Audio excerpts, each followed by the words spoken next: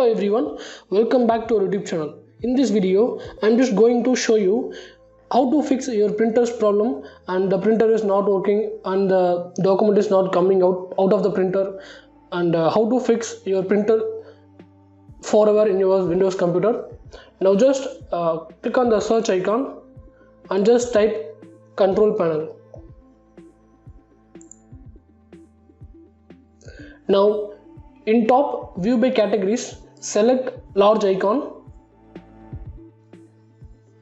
and here click on the device and printers. Here you can able to see the option Microsoft Print to PDF.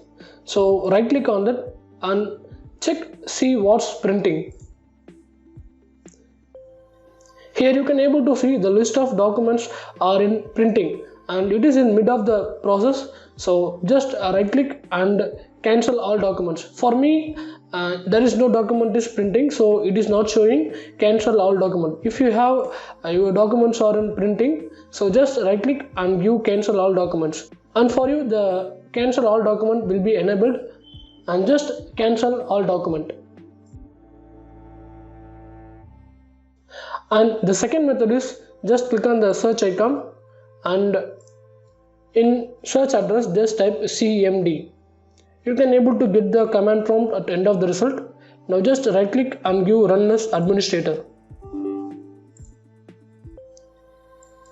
Once the command prompt is open, I have a couple of commands in description of this video. Now just copy the first command and paste in command prompt and hit enter. For me the print spooler service is stopping and the print spooler service was stopped successfully. Now again copy the second command in description of this video and paste in command prompt and hit enter.